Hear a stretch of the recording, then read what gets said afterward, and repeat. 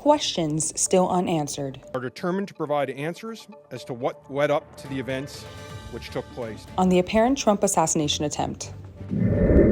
Reviewing a tragedy. The investigation will also examine whether there is evidence that any act of misconduct, inattention to duty, negligence.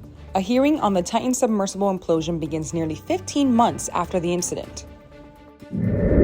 And the decision that changed the life of a teen. I took care of him. Only me, no one else. Just so he could be with his dog. These stories and more coming up on Newsbreak. Hello, South Florida. I'm Emma Alonso. And I'm Alejandro Marquina, and today is Tuesday, September 17th, 2024.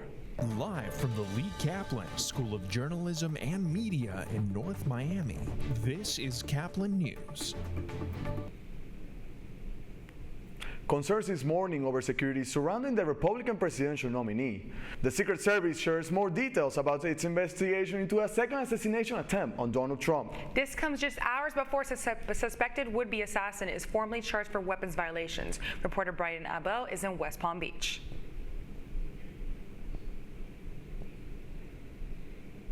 We view this as extremely serious and are determined to provide answers as to what led up to the events which took place. Leadership from the FBI, Secret Service, and other federal agencies assuring the public and the former president that they will bring an apparent attempted assassination suspect to justice.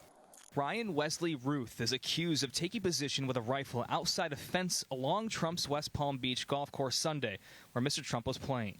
The subject, who did not have line of sight to the former president, fled the scene. He did not fire or get off any shots. Keep walking!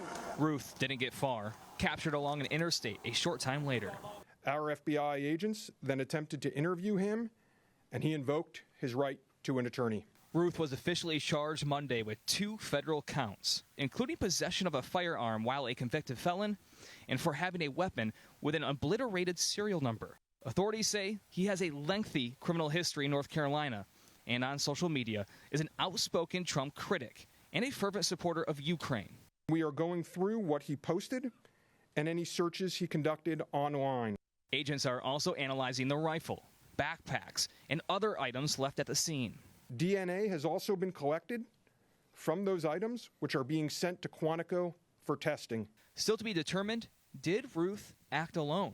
If he's part of a conspiracy, then this whole thing really takes on a very ominous tone.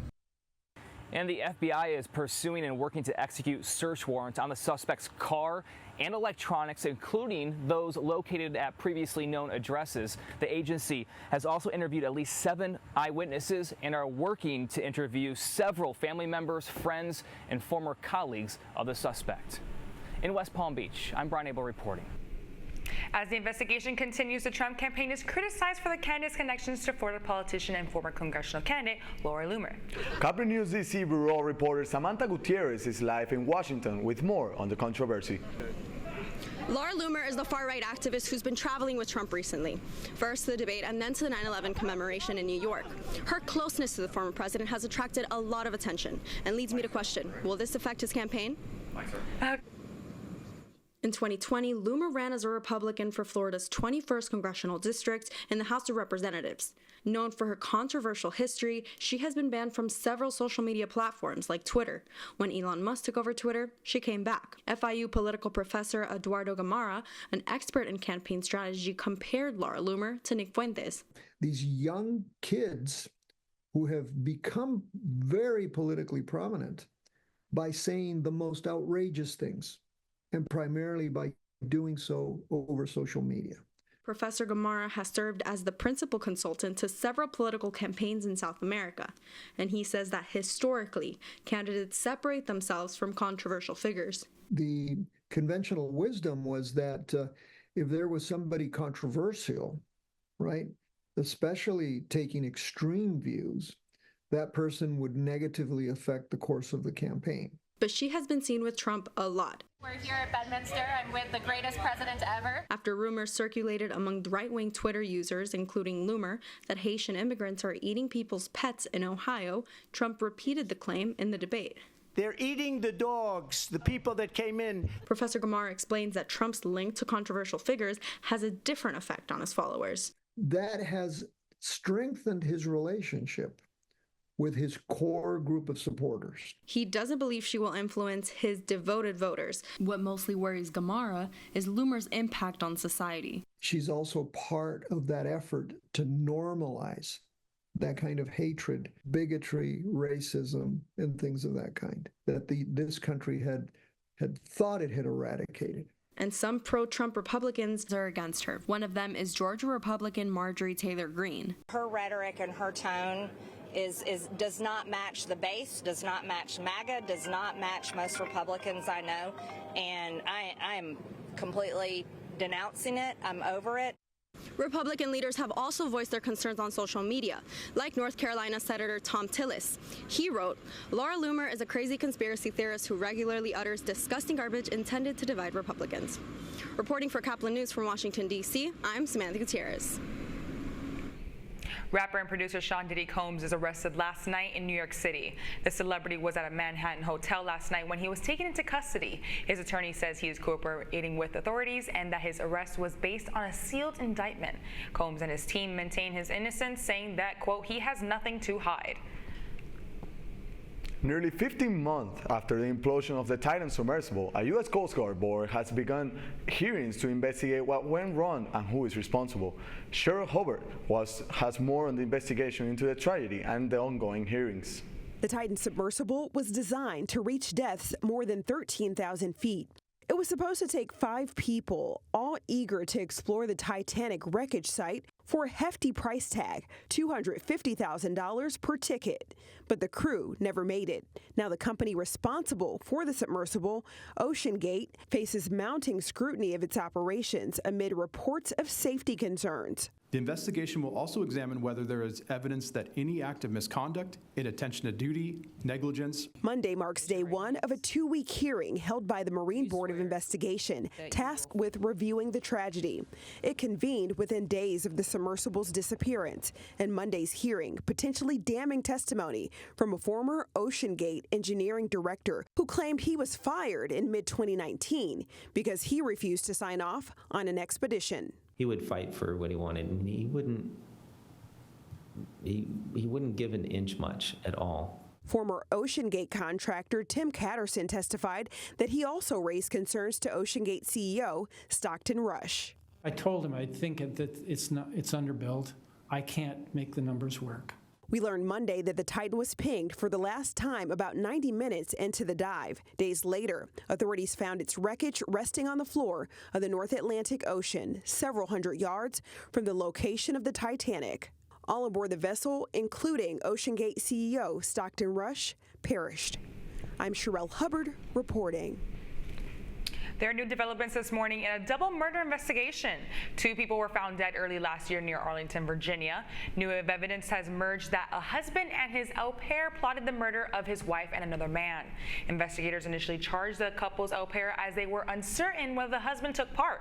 Police say they were having an affair. Both are now in jail. This morning, the FAA and the National Transportation Safety Board looked into a mid-air plane collision that killed a pilot. The crash happened early yesterday morning near Reno, Nevada. A witness told investigators that 2 planes hit each other head-on. Just one made it back to the airport. The aircraft collided over a highway but did not drop any debris on drivers. Intel is teaming up with Amazon Web Services to co-invest in a custom chip design as both companies try to boost their positions in the growing AI market. The new partnership includes Intel Foundry making a custom AI chip for AWS.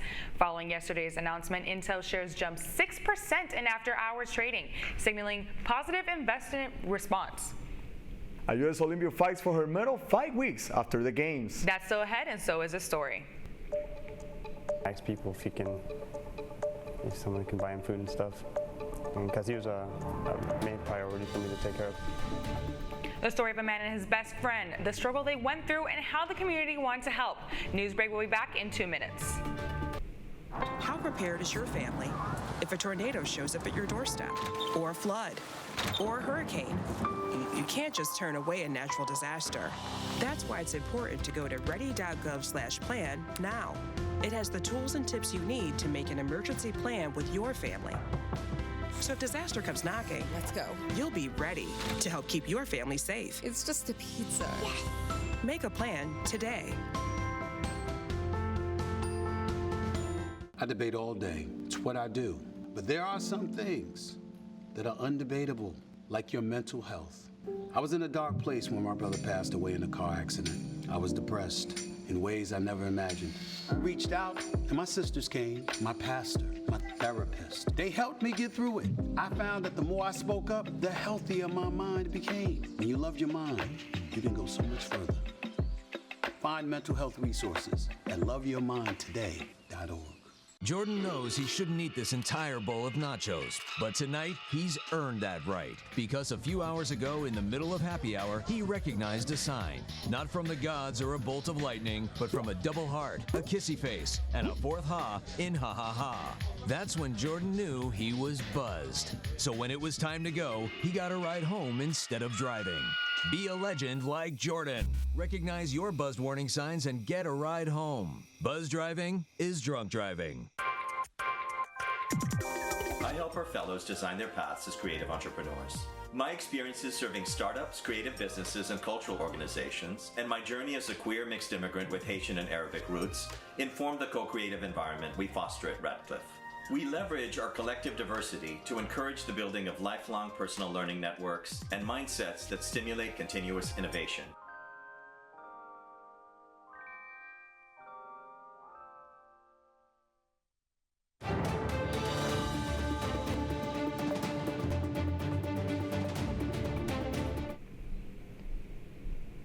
And a man chooses his family over life's problems.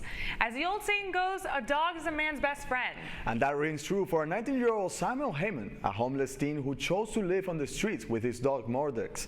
Heyman lost his job and his family was evicted from their home in San Antonio. He could have gone to heaven for hope like his brother did, but Mordex couldn't come with him. Instead, Samuel chose to stay on the streets with Mordex. I took care of him.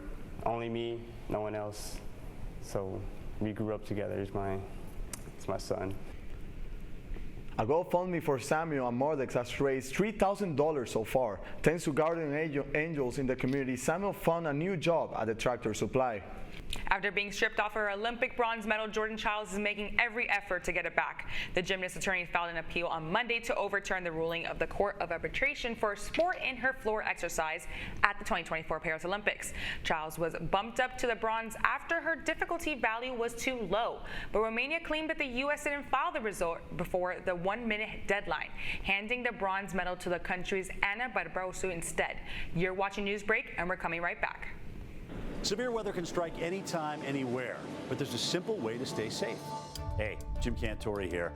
I stay safe in dangerous weather by planning ahead. You can stay safe too with a few easy steps. Build an inexpensive kit with supplies for your family's needs. Write down important information like phone numbers and medications. Always talk with your family and remember any pets in your planning. Be ready, be safe. Start your plan today at ready.gov/plan.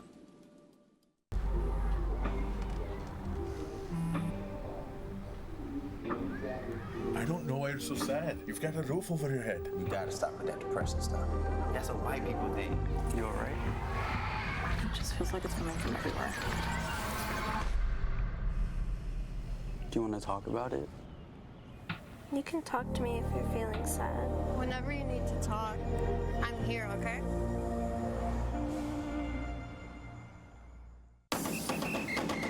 If you're buzzed and doing this,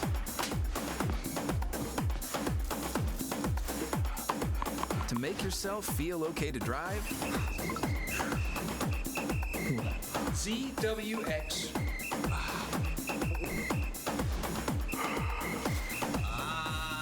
You're not okay to drive. YGKLVW. Regular you.